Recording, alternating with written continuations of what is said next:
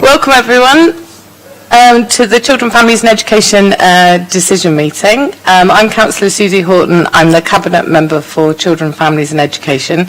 And this is actually the first decision meeting with members physically present since March 2020. Please be assured that we have put appropriate cleansing and social distancing measures in place to ensure that the meeting is undertaken in a COVID secure manner. And I've got a nice screen here as well. Limited public seating has been made available. This has been allocated in such a way that all present are aware of the COVID secure protocols in place. And this meeting is also being webcast to allow the public to attend remotely if they so wish. Please be advised that the public seating area is not in view of the camera used to webcast this meeting. Can I please ask members to remain seated throughout the duration of the meeting and to wear a face covering unless seated. So some housekeeping to start off, safety information. If the continuous fire alarm sounds, please evacuate the room and public gallery by the stairwells. Do not attempt to use the lifts, and please assemble at Queen Victoria's statue in front of the civic offices if you can find any space at the moment. In order to comply with the Guildhall Trust's fire marshal regulations, anyone who signed in at the Guildhall reception desk should sign out when leaving the building at the end of today's meeting. Just a little bit about the live web streaming. Can I draw everyone's attention to the fact that this meeting will be live streamed? Everyone speaking will be on camera. Members of the press and public are also permitted to record the meeting on the understanding that it neither disrupts the meeting nor records those stating explicitly that they do not wish to be recorded. Finally, please can everyone use the microphones and remember to switch them off when they have finished. Okay, I'm going to do some introductions now, so I am going to go round the chamber, so I will start here. Terry. Thank you very much. Councillor Terry Norton, Conservative spokesperson. Thank you. Sarah? Hi, Sarah Christopher, Portsmouth Education Partnership and School Inclusion Manager. Hi, Sarah. Alison? Hello, Alison Jeffrey, Director, Children, Education and Families for the City Council. Thank you. Chris? Hello, Chris Williams, School Place Planning and Capital Programme Manager for Education. Hi, Chris. Sarah? Sarah Daly, Deputy Director of Children and Families. Hi, Sarah. Mindy? Mindy Butler, Early Years and Childcare Manager. Thank you, Mindy. Lisa? Lisa Gallagher, Democratic Services. Thank you, Lisa. Jeanette? Councillor Jeanette Smith, PPP spokesperson for Education. Thank you. And last but not least? Judith Smythe, Labour Party spokesman for Children, Schools and Families. Thank you, Judith.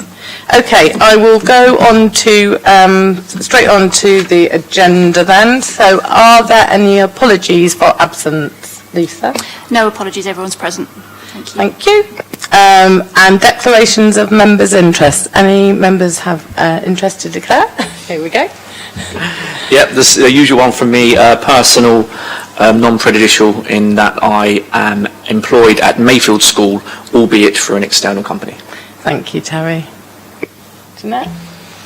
Yeah, I've got an interest in my paid employment is with Hampshire Branch Unison, so if there is any issues that come up relating to national unison policy, I might have to withdraw, but there's nothing on the agenda at the moment. Thank you, Jeanette. And I am Vice Chair Governors at Craneswater Junior School. Okay, there are no other declarations. Then we'll go straight on to the main agenda, which is item 3, which is a change of age range for Manor Infant Schools. Chris is presenting this. Over to you, Chris. Good afternoon all. This report sets out the outcome of the 4-week statutory consultation process that we undertook on a proposal to change the age range of Manor Infant School from its current 4 to 7 to the age 2 to 7.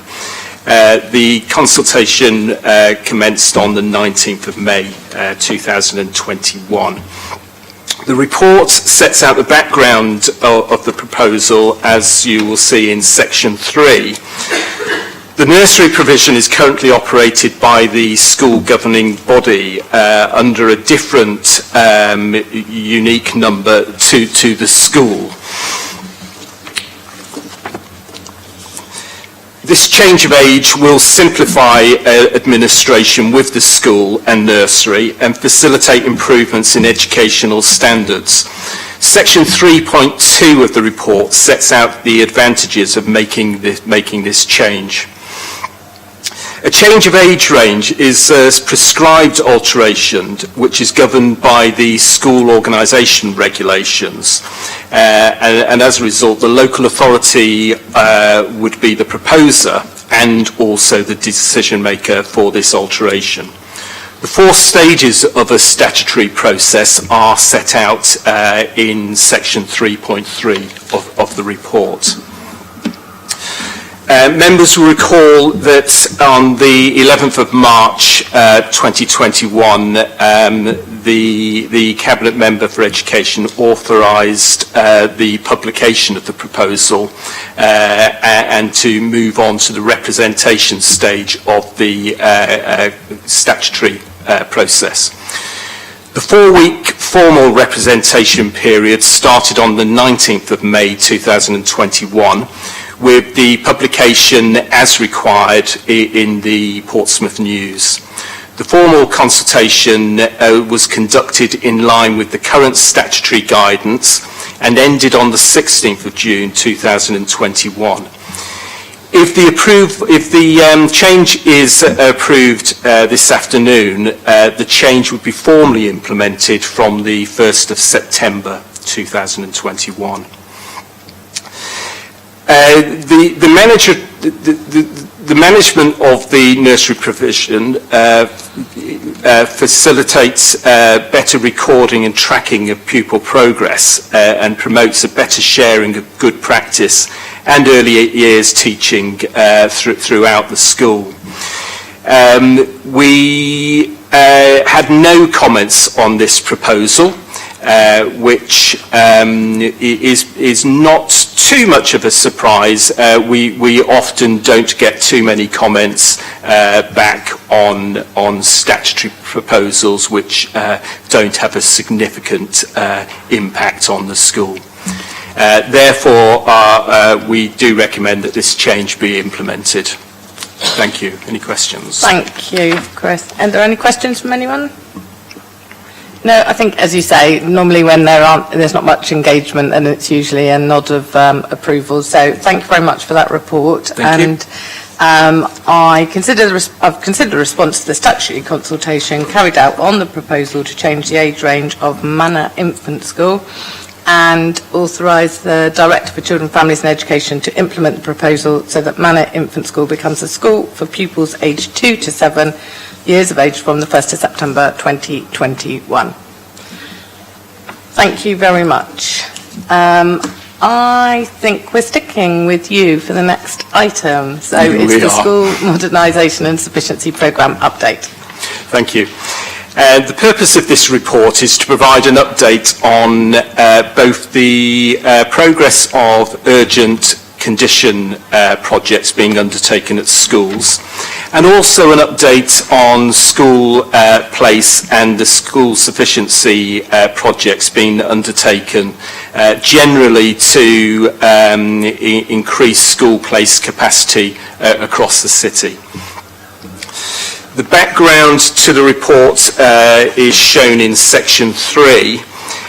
Funding for urgent condition projects was approved at the council at the start of the financial year in February this year, which covered projects for 2021-22 and 22-23. Section 3.3 of the report provides an update on the projects which are now being progressed.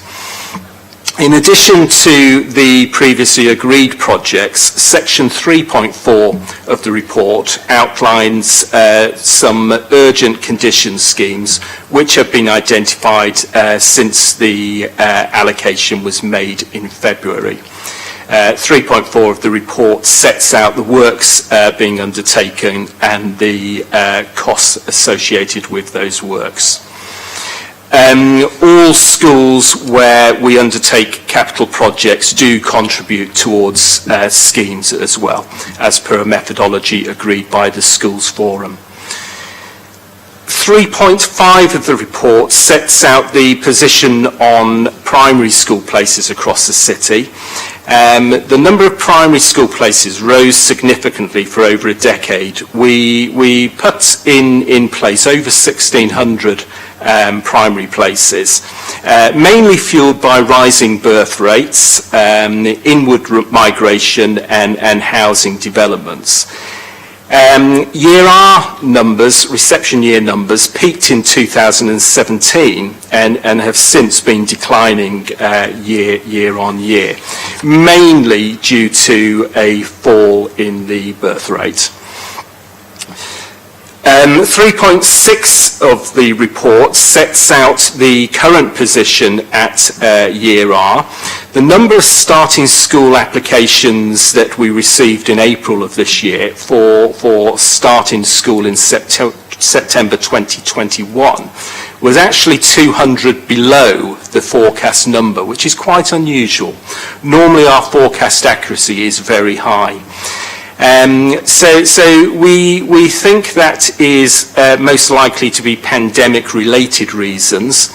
It's likely that more parents than usual that might be available to the normal cycle of school open events and reminders and seeing advertising by our admissions teams may have missed that due to social isolation. Despite the normal publicity around Primary Offer Day on the 16th of April, we normally prompt parents at that point to apply for a school place. So it's possible that the admission numbers for 2021 may end up being lower than we expected this year. Now, the update as we are today is that we've actually now got 100 further applications which have since come in. So the gap is narrowing, but we're still about 100 applications short of where we would normally expect to be. Should the number of surplus places continue to rise, we do have a strategy in place and steps will be taken to manage the overall levels of surplus by potentially reducing admission numbers and redesignating accommodation. We need to be very careful when we take actions like that because of course we need to remember that when school places are low, they could come back up at any point in time. So you have to manage the process very carefully. We have a strategy in place that we commence discussions with schools and schools in planning areas when we're in a region of about 15% surplus capacity. Some of those discussions are now currently underway and I'll report later in the year with any changes that we make at that point. Moving on to secondary places, section 3.9 of the report today. And in order to meet the demand for secondary places, members will recall investment into 860 additional school places in preparation for September 2020. Despite the implications of COVID, I'm pleased to say that projects did actually complete on time, and the expected pupils started as planned, which is great news.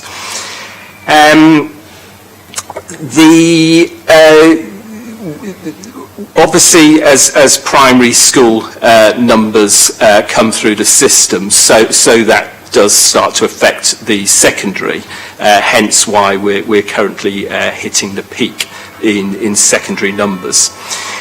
We expect that by September 23, if we took no further action at this point, we would be less than 2% surplus places available at Year 7, which is start of school in secondary.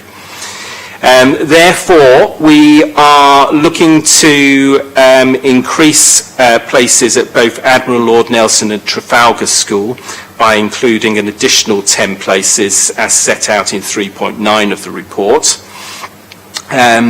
We are in discussions and negotiations with both Milton Cross and also Priory, again for an additional 10 places at both of those schools, and I will report back later in the year once those negotiations have finalised. 3.10 of the report outlines the position with regards to special school places, and following full council meeting on the 9th of February of this year, building works are currently commencing at Penhale Infant School to include an inclusion centre, which is on programme for September 2021. Cliffdale Primary School, which is an additional 18 places from September 2021, and design is also currently underway for a further expansion programme at the school. And also places at the Lantern for up to 15 additional complex plus pupils from September 2021. All of the 3 projects that I've identified there are all on track for completion by mid-August, which allows a bit of time for making sure the site's nice and clean and fit for the pupils to return at the beginning of September. So we'll be keeping a close eye on all of those projects throughout the summer holiday period. We also have design work underway in addition to the Cliffdale primary phases. We also have design work underway for an expansion of the existing Flying Bull Primary Academy Inclusion Centre. And also we are underway with feasibility for the expansion of Redwood Park school and post-16 facilities of special educational needs pupils. The Section 4 sets out that additional funding implications have been identified for both the urgent priority condition works within the programme currently available, and the sufficiency of school places can be met from within the existing capital programme. It's therefore recommended that the identified schemes be formally approved. Thank you. Thank you. Are there any comments or questions? Terry? Thank you. Yes, so I think it's really welcome news that the building projects are finished on time, and that's something to be really proud of. Just a few questions, if I may. The first is about the Year 7 intake and the 2 surplus places. So what happens if we're in a situation where a child doesn't feel comfortable at the school, it's not for them, obviously there's natural movement. Are we going to be in a position where if families move, they're limited to 2 spaces and those spaces are going to go quite quickly and therefore they have to go further afield or somewhere else? How does that progression move? We try and plan school places as much as we can around planning areas. So although the city is relatively small, we do base our planning areas on secondary school catchments. So it's quite important that we plan as best as we possibly can to meet the needs of the Year 6 pupils as they come through into the secondary. Now there are occasions where school places get very, very tight, and obviously we are limited to the number of places on a school site. But we try and plan, as you probably see from the report, we try and plan the provision widely across the city to accommodate the numbers where we can. Now, in the past, we've planned on a basis of permanent numbers. The projects that we're currently planning are more on a temporary basis because the likelihood is, looking at the current forecast in primary provision, the secondary numbers will eventually drop. So we don't want to put too much permanent accommodation in place, which will then become empty in future years. So they tend to be quicker and cheaper proposals that we're currently putting in place at this point to try and cover as much as we possibly can for those parents. Another question? Yeah, please. So on that, forgive me if this is a different area, what I want to avoid, if possible, is a situation where schools are keeping their surplus numbers very, very low and therefore not taking on their fair share of problematic excluded children, etc., and leading to a school, one school that has 10 places, for instance, having to take in all of the city's most difficult, or excluded children.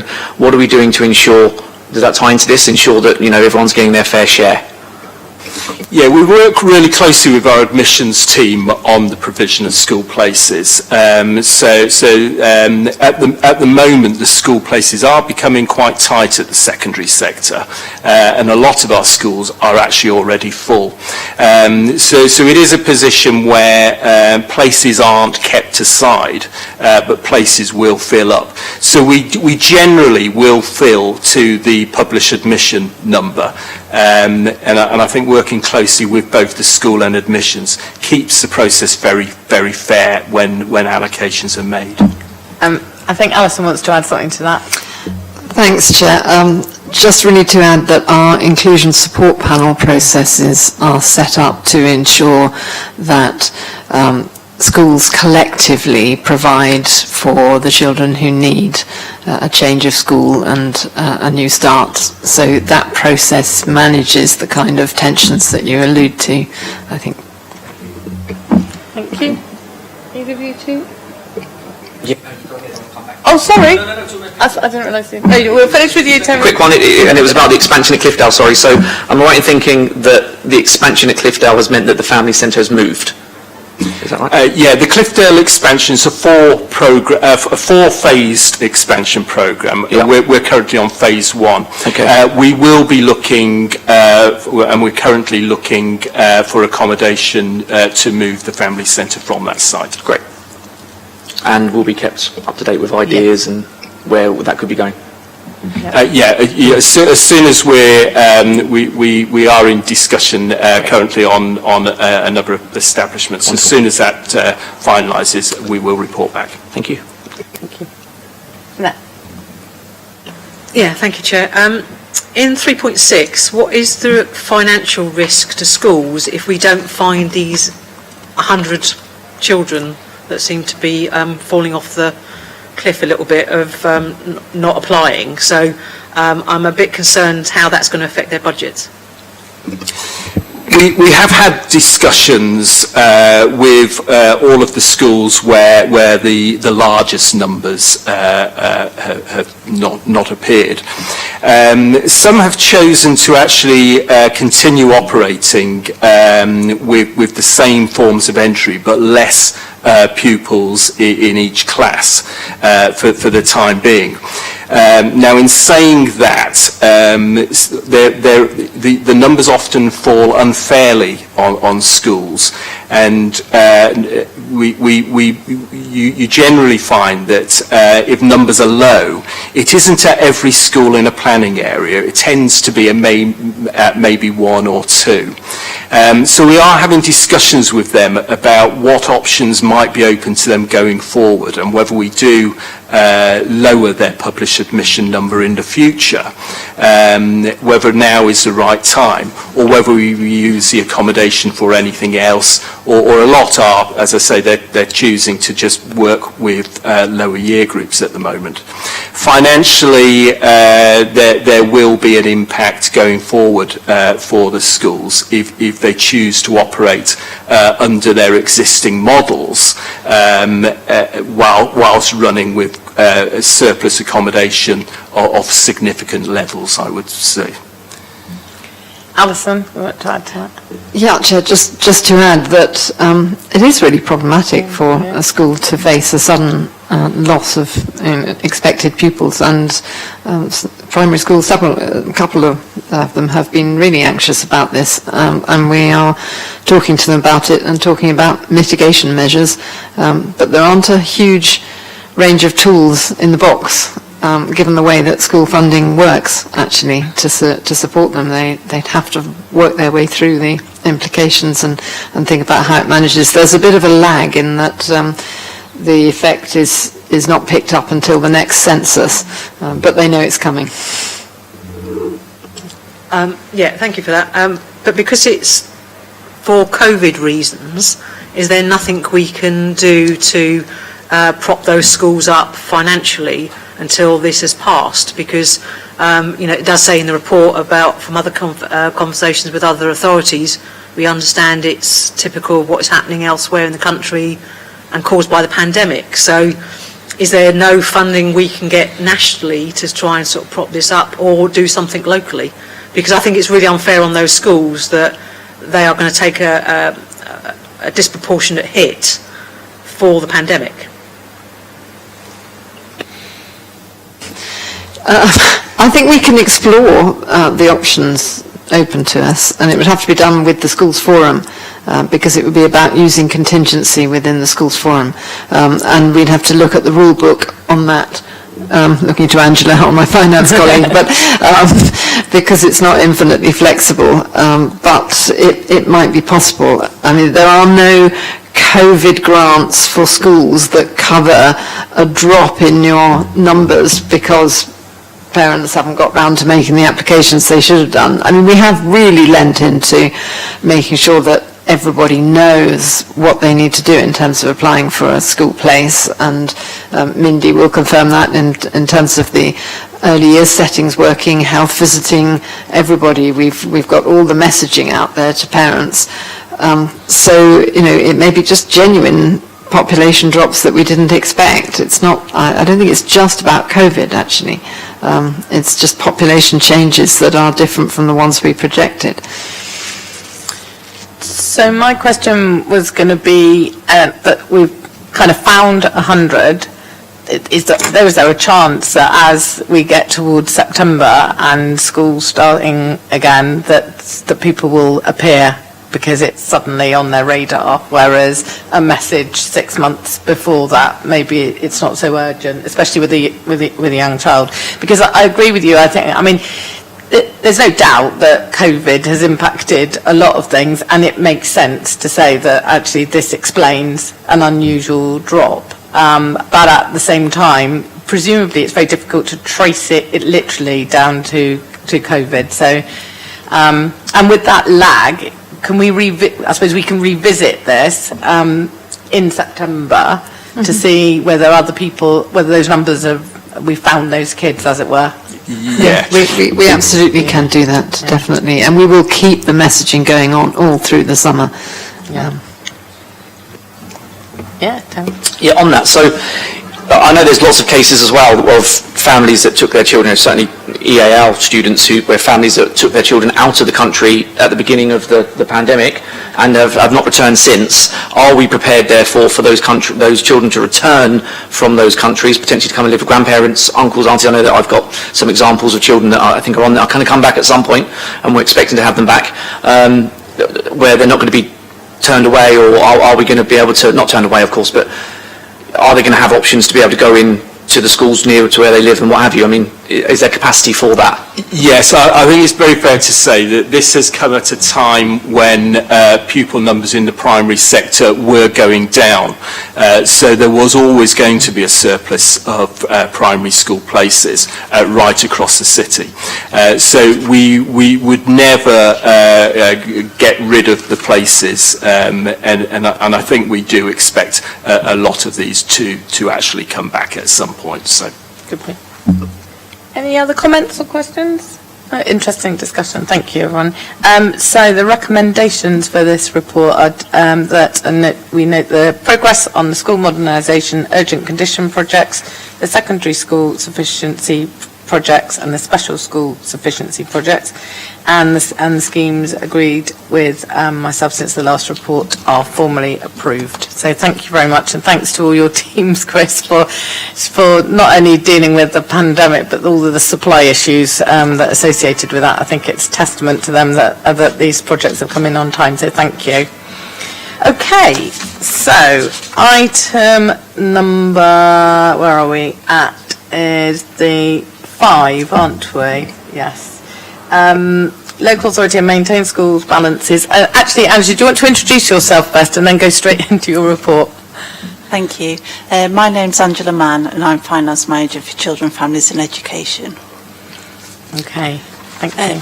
Thank you. So in terms of this report, it's an annual report that we do for Cabinet Member to report the year-end position of maintained school revenue and capital balance as at 31st of March 2021. So it excludes academy schools. Section 4 details the year-end position of the revenue balances, with the second table showing that the balances overall have increased by just under £900,000. Whilst the majority of schools have seen an increase, there have been 6 schools that have seen a decrease in balances. 3 of which have balances in excess of 10% of their budget share and not of concern. And one has seen a reduction of less than 25% is being monitored as part of the regular school meetings that we have. And the remaining 2 have been contacted and actions are detailed in the report. In addition to those schools with reducing balances, the report also looks at schools with excessive balances. At the end of 2021, 2 schools had uncommitted balances in excess of 20% of their budget share. The schools have been contacted asking for information regarding their balances and the reason for holding them, and the responses are detailed in the report. Capital balances are detailed in section 6 of the report. And as with the revenue balances, there has been an increase in the capital balances, and this mostly relates to a large capital project that's been undertaken by one of the secondary schools. It is recommended that the Cabinet Member notes the level of maintained school balances as at the 31st of March 2021 and the monitoring action that is being taken by the Council. Thank you, Angela. Are there any questions or comments around these balances for maintained schools? No? Thank you very much, in which case I note the level of local authority maintained schools revenue balances and capital balances as of the 31st of March 2021, as shown in the appendices, and the monitoring action taken by the Council. Thank you so much. Okay, so we are now on item 6, which is the early years sufficiency update. So we'll hand over to Mindy. Hi, this report was for information only. It's obviously been a really challenging year for the early years sector. The drop in attendance last summer saw many settings closing during the first lockdown, and this had a significant impact on the sector and their sufficiency within Portsmouth. Fortunately, in September, the numbers of children returning to childcare did increase, but settings still saw a huge drop from their normal intake. Many settings were kept afloat during the autumn term last year due to the government's suggestion that the LA pays settings on their indicative budget rather than the actual numbers for that term. We had a large number of settings who were over £20,000 down on their income from the previous year due to the lack of children who were in the settings, so they really benefited from being paid in this way. Although we did see some other daycare settings and smaller settings who did report record numbers for that term. As the second wave swept through Portsmouth, many settings had to close for periods of isolation, which again led to a drop in their private income during this time. We commissioned Hempsall's early years consultants to come and give business support for struggling providers during this period, and they also delivered some really useful training sessions on adapting your business during the pandemic. The COVID-19 grant was then agreed by Schools Forum and Cabinet members and allowed us to support all providers across the city during these difficult times. The nurseries received £2,700 and childminders £500 in January and then again in April. Many providers have contacted us to say how appreciative they were and how much this helped them during the last lockdown, which saw many COVID-related closures again during this time, causing another loss of private income.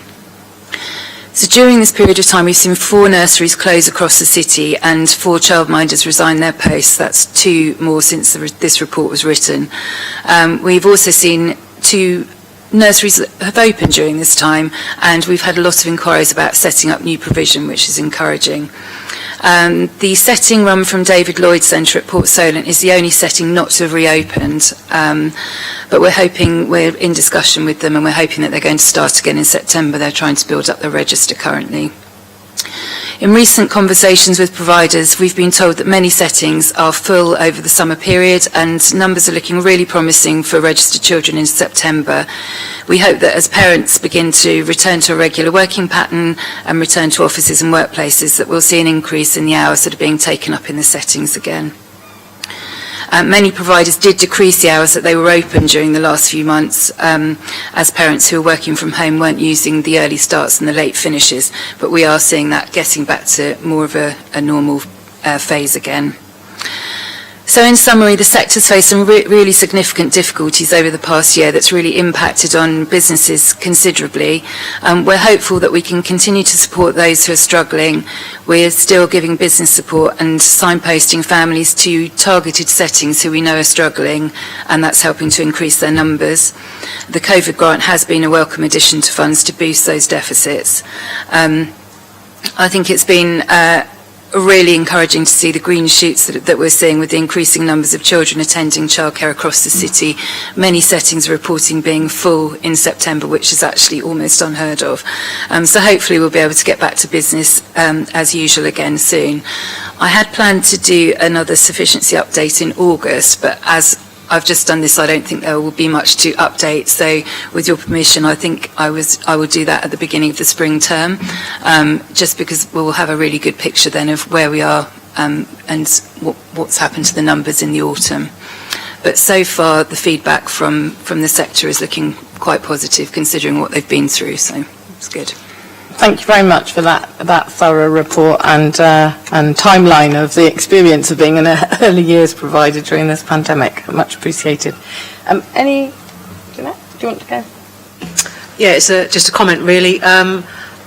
For me, and I'm sure others, councillors would like to thank Mindy and her team for all the professionalism they've shown during the pandemic, and that continues as well. As we're still sort of in that sort of difficult period, but also to thank the providers themselves, because I know how difficult that has been, and the worry and the stress that has had on them day to day, even including childminders. But they have shown such diligence and such professionalism that I think they're an asset to this city, and it's just passing on thanks to them really, and will always have my continued support, whatever happens next. Thank you. That's much appreciated. Thank you, Jeanette. I echo that, and also particularly in the sense that they've so often felt like the poor relations in terms of the central government decision making. So I'm really pleased that we were able to help them, but I absolutely agree with everything else you said. Sorry. Yeah, please comment if I may, Susie, to shadow everything that's said there, but also, and I know we've asked this question before, is to share the regret that a lot of nursery providers have closed in a disproportionate geographical area. I know that Baffin's, Jeanette's ward, for instance, are limited at the moment, and hope that there's something in the future that we can do to work with providers to encourage them to open in areas where geographically we're a little bit short. I think it's difficult for a family that doesn't drive and what have you to have to travel a long way out of their ward to go to the nearest nursery. I hope there's something that we can do in the future to support with making sure that we have that provision across the whole of the city and not overpopulated in one area.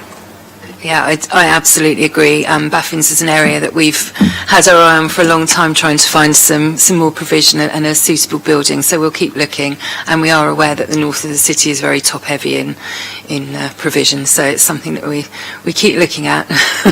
Thank you.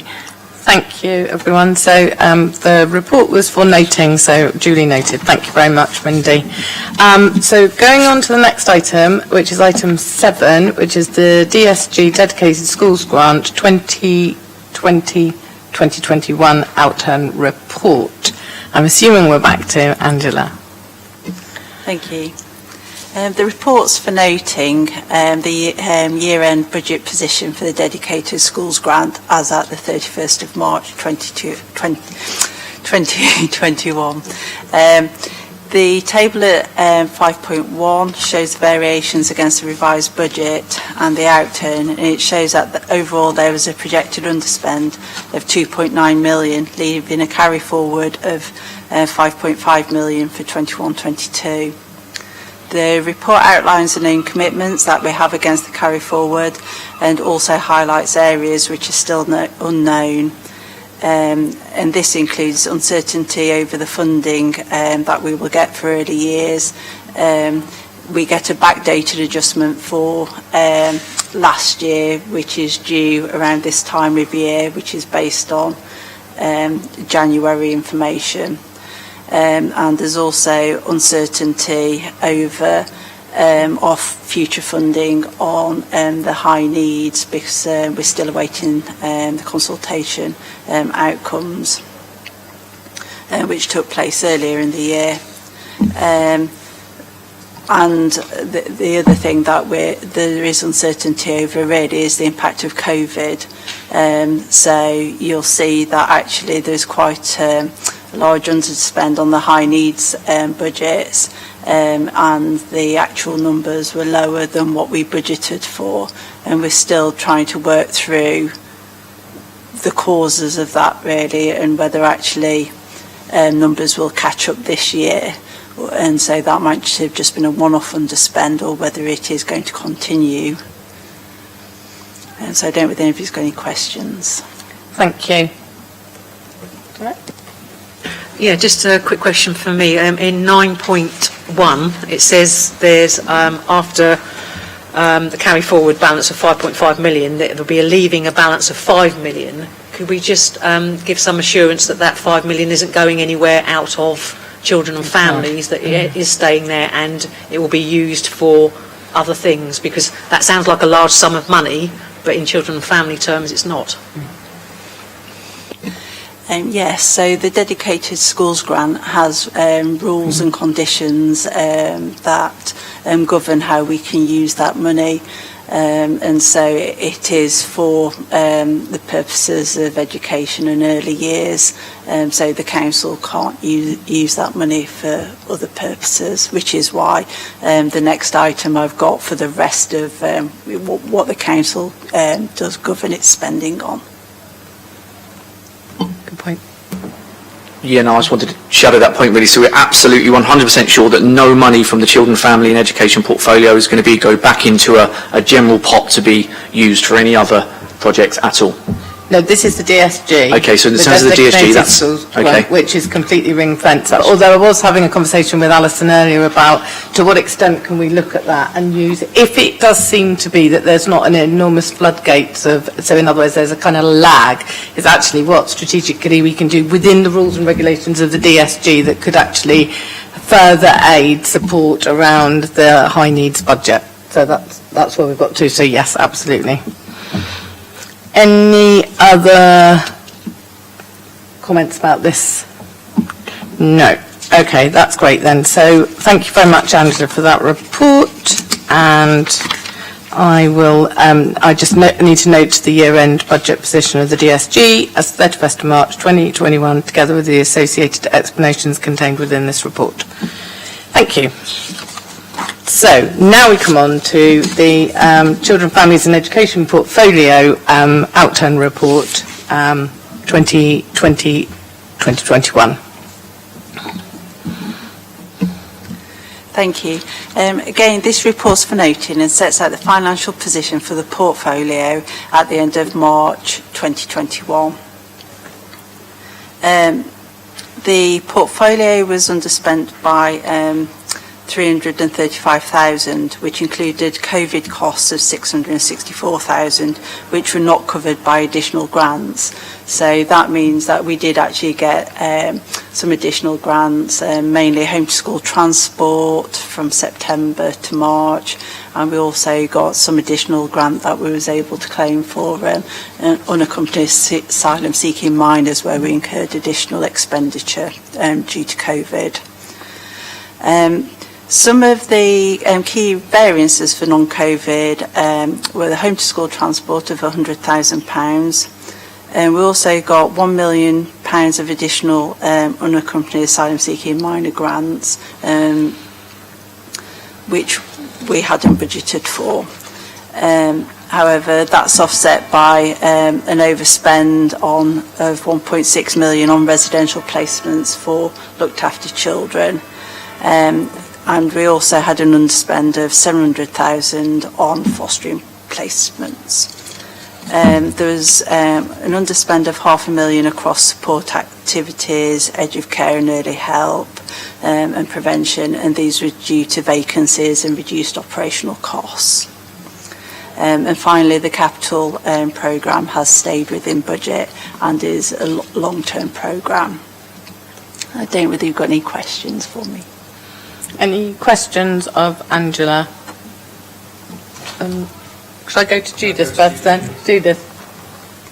I noticed the line on page 3 about youth and play and the shared services with the HRA, which seem to have a final out. The current budget's 155, final outturn 152. It seems hard to think we could have underspent on that, because there is such a pressing need for youth and community work at the moment. I've had several people coming to me recently to talk about that. I mean, these aren't all people who've got young people who are particularly at risk, but they're young people who are very bored and have lost confidence in socialising and probably are at risk long term for that reason. And I just wondered if there's anything more we could do for youth and play work, reintroducing a mainstream offer of some sort, or revisiting what used to be there and seeing if we can resupply it. I think some young people have lost a lot of confidence during COVID, and that we are storing up problems for ourselves in not having a provision. It did seem to me, if I've read it right, that we have underspent by a little bit there. Is that right, or is it an overspend? Current budget and the final outturn. Sorry, that's the wrong one. 433 we've exactly spent on, right, Yeah, I'm on yeah, the... that's what I was thinking. I mean, yeah, so we've exactly spent the right thing.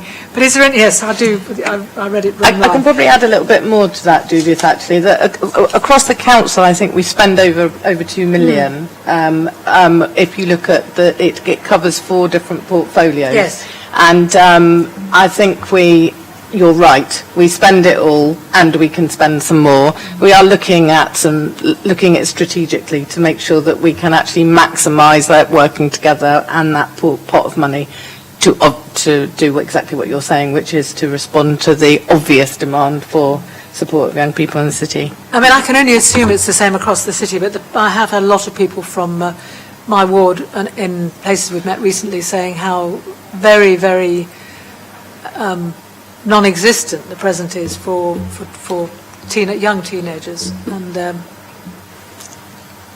Alison, do you want to come in? Well, just to draw people's attention, I guess, to the holiday activities and food programme, the HAF programme, which is going to provide a really rich offer over the summer, and we're trying to promote awareness of that as much as possible and make sure we have high take-up. We had really good take-up in Easter of that programme. So I think that is something to be really pleased about, and the DFE have actually asked to visit Portsmouth because our programme looks so good. So the money that's been provided by the government is being used well here. And in terms of more general youth support, what Portsmouth provides does compare well compared to many other areas.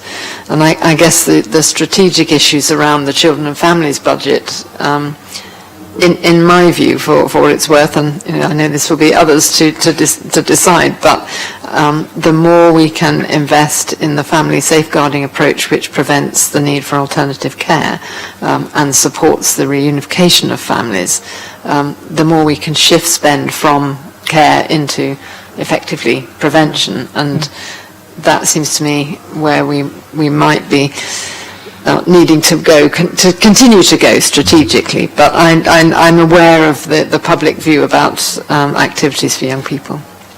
I think I'm full of admiration for some of those schemes. I think they're very good. But there's a sort of gap, isn't there? Children who may appear normal and ordinary are missing out, I think, and that's quite hard for some parents to manage. I absolutely agree with you. I think it's complex, isn't it? Because there's a perception that there's nothing for young people to do before the pandemic. Now we're coming out of a pandemic where, people are being visible again, and it's very easy to sort of focus on, I'm sure like you get lots of, reporting back that there's nothing for anyone to do, and of course the antisocial behaviour then becomes the profile of it, whereas actual facts, the majority of young people are really, really positively engaged, either with structured things or, by their own means or through their own networks. But however, is it an area that we really want to focus on? Yes, absolutely. Clemmie? Yes.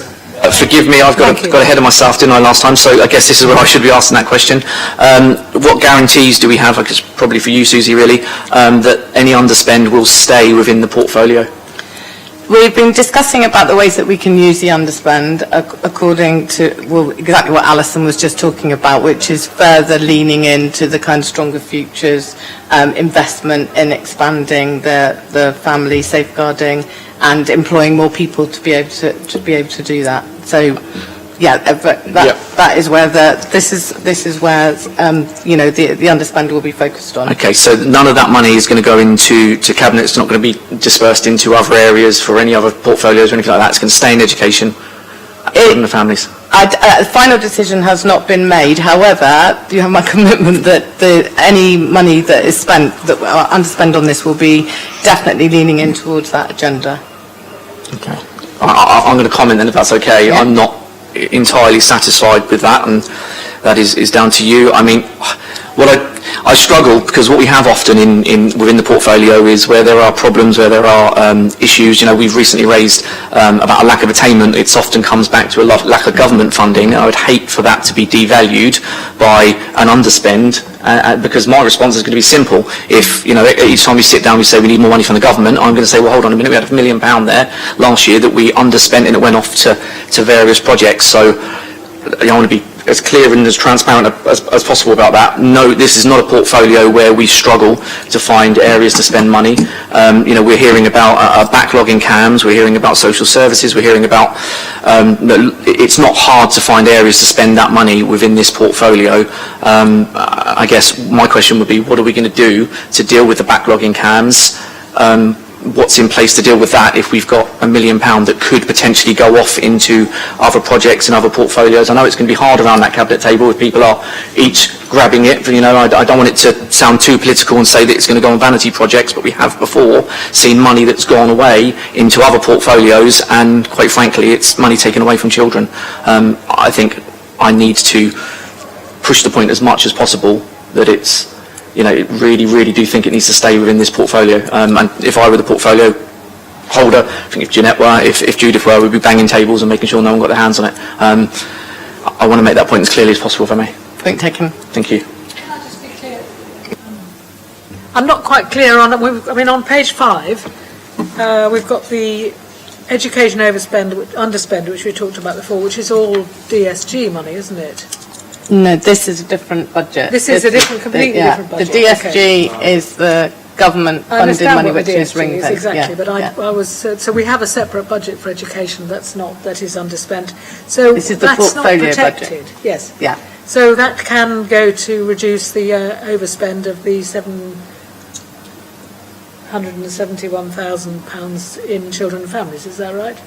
Well, it's now one budget. Yes, because okay. it was. Yes. So in a way, I was quite pleased. This is the first time I've sat on this board and not seen a terrific underspend. Absolutely. The sort of underspend that we've had to intervene on at the highest possible level. And it is worth noting, of course, it is worth noting that there has been £3 million added to the base budget over the years. It is an unusual situation. We are all shocked in this situation. I think we should commend everybody for that. It is what we wanted to see. I was just worried about it in that if we, is this really because of COVID in some way?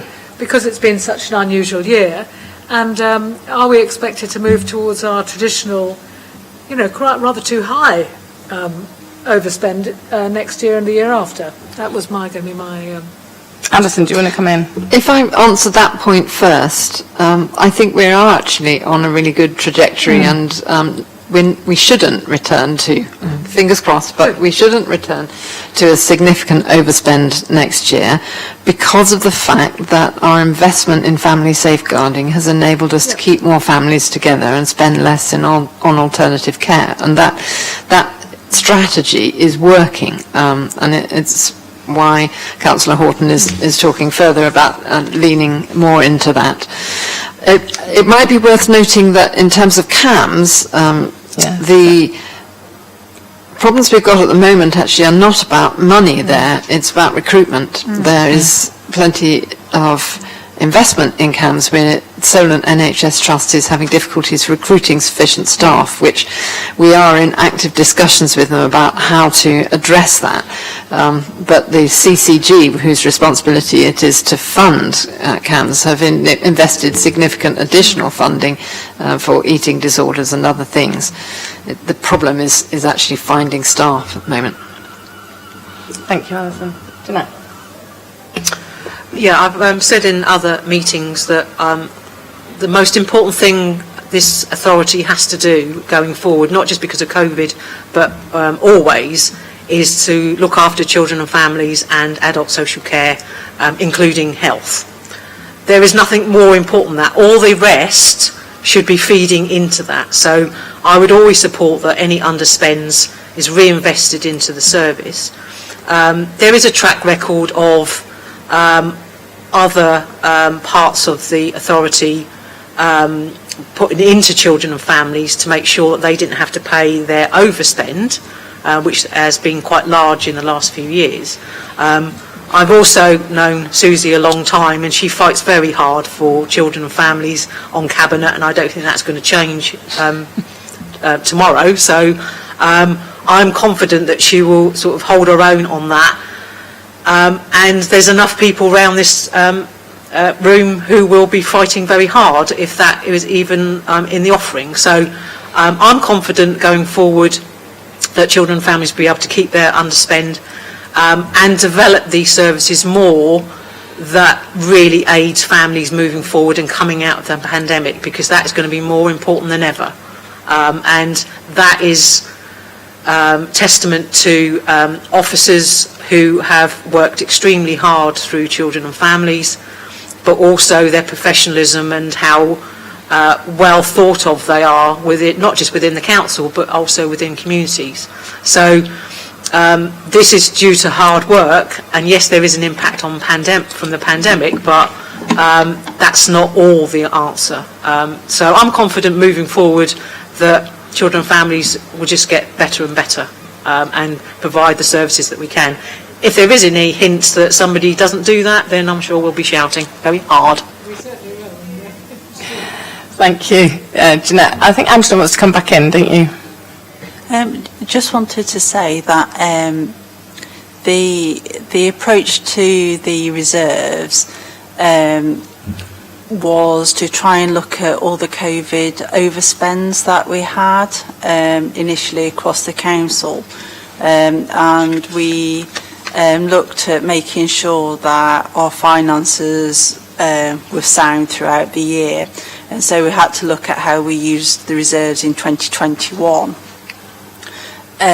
So once we've taken that into consideration, then we're now looking at what the portfolio reserves can be, and I haven't seen the final figure yet, but it's potentially more than the 355,000 of the outturn because of the way it is being calculated. But the pressures for COVID, was being looked at as a council whole, as you've probably seen from the reports during the year, and so that's going to be met first, and then the reserves are being calculated after that. But from the figures that I've seen, it's going to be that and potentially slightly more. Thank you. I'm going to come back if I can, Susie. Yeah, no, I hear that, and I think this is less about officer decision. It's more about Cabinet, isn't it? I know what's going to happen. There are going to be portfolios that are going to be stretched because of COVID, that had to overspend, and we're going to say, well, we underspent, and that I don't want that to go into another area. And I'm sure you'll fight the corner, Susie, but I just want to make it very, very clear and highlight the point that we're going to have to, I will certainly watch it, with a magnifying glass, that we're not in a position where money is taken away from children for other projects. I just want to make that point as clear as possible. Thank you, everyone. So this is just an information report about the revenue outturn position in respect to portfolio cash limit and capital programme, the financial year 2020-2021. This report sets out the budget position, contributing factors to the final portfolio cash limit underspend at the end of the year. Yes, we did say that, underspend at the end of the year. So I will move on swiftly to the next item, which is more straightforward, I think, is the admissions, is a variation to admissions policies 21, 22 and 22-23 for community and voluntary controlled schools information report. Do we know who's presenting this?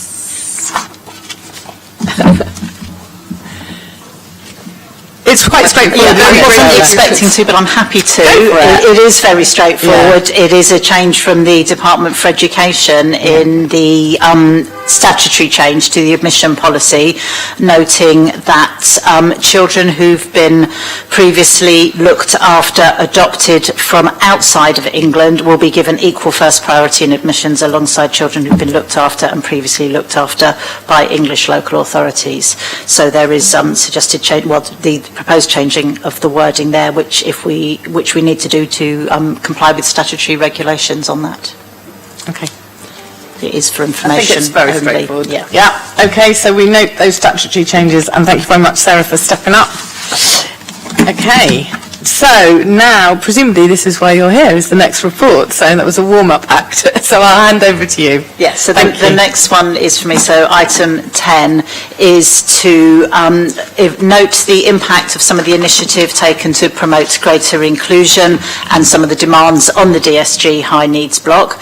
So in particular, the work so far of the SEND monitoring and review hub, the evaluation of the pilot of the AV1 no isolation robots, and also the turnaround project. I won't go through the background, but obviously I'm happy to take any answers take any questions on that. But in terms of section 4, so in February 21, the SEND Monitoring Review Hub was approved, expected to run for 2 financial years, but was delayed. The start of that was delayed due to the first national lockdown, but then that was carried forward. Those posts have now been recruited too, so we have 4 members of staff in post.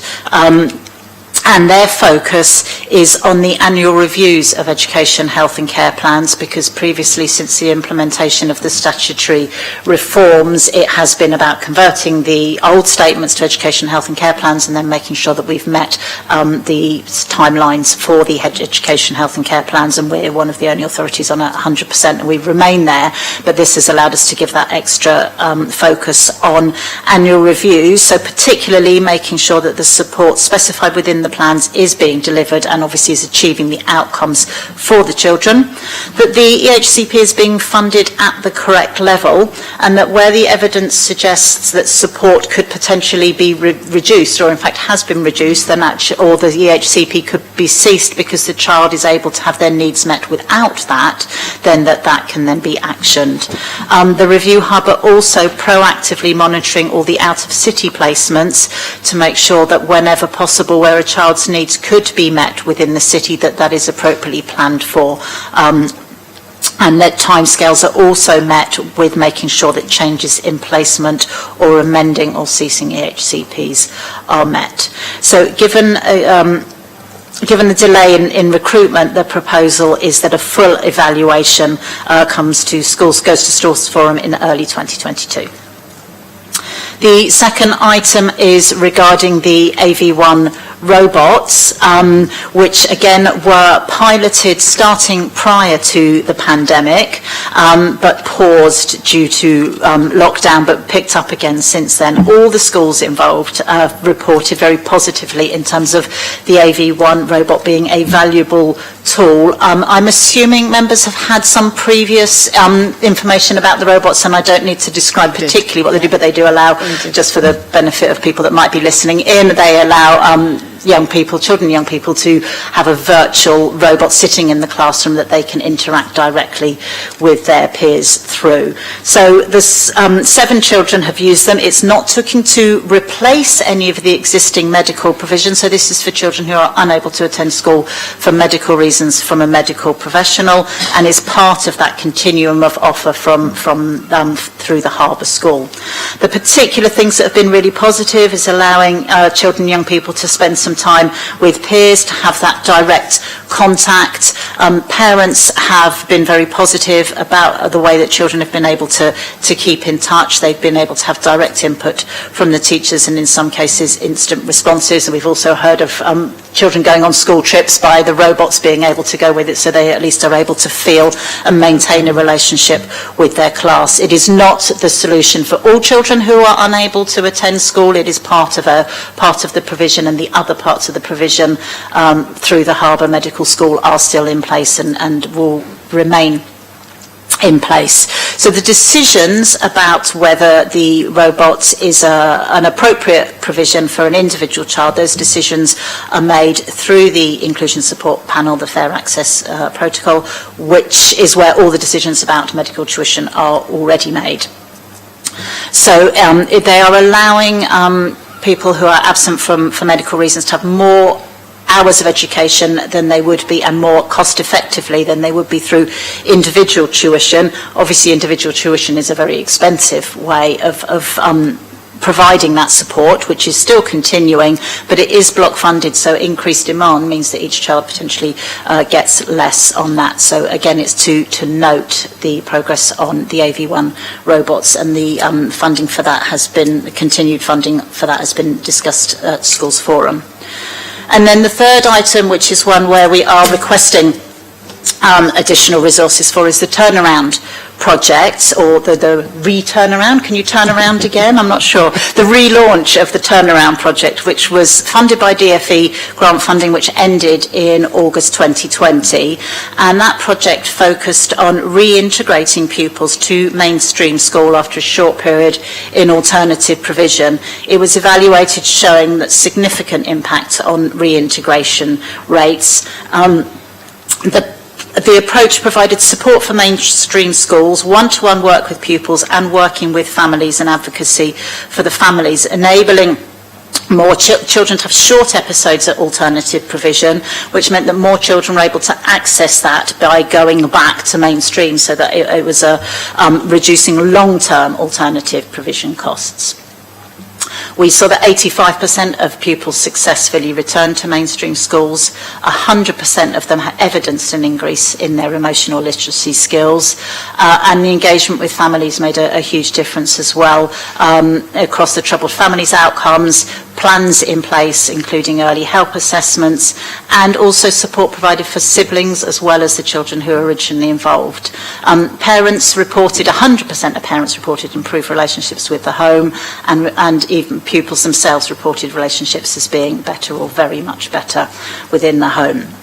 So at the end of that project, the staff involved moved across to the early help and prevention team, but have obviously had needed to do their work within that team, which means the turnaround work has stopped. So what we're wanting to do is build on the success and learn from that project and build further on that, with a request to approve approximately £100,000 of high needs funding to continue that work for 3 additional workers, and the funding would need to be agreed for 3 consecutive years in order to actually be able to recruit and retrain the staff needed to get the right skill set to do this work. The expected outcomes of that would be that, again, that successful reintegration from alternative provision, making sure that those places are available for those that most need them, and continuing that work with families. One of the things that schools really noted, and this project was really valued by schools, and at the Inclusion Working Group, it was schools that were missing it and wanting it to come back. And one of the real factors was that the staff working within the turnaround project were perceived to be very much independent of both the Harbour School and the mainstream school, so able to work with families and with both sets of providers. So the proposal here is that the work is very much located as part of the Inclusion Outreach Service, so it's absolutely independent and working alongside multi-agency behaviour support and within the accountability of the inclusion group. So that would continue in terms of monitoring best value for money of that high needs block, promoting inclusion and making sure that needs were met. If funding for that is agreed, we would plan to start recruiting in September to get that project underway ASAP. Excellent. Thank you, Sarah. Very heartening report. The only thing I was going to add, but you jumped in at the end, was just the overwhelming support from schools about desperately wanting it back, which, let's be honest, if they want it, they're a big key part in making it work. So, yes, it's a very, very good investment. Any comments or questions? That's very encouraging. Yeah, really encouraging. And those robots are amazing.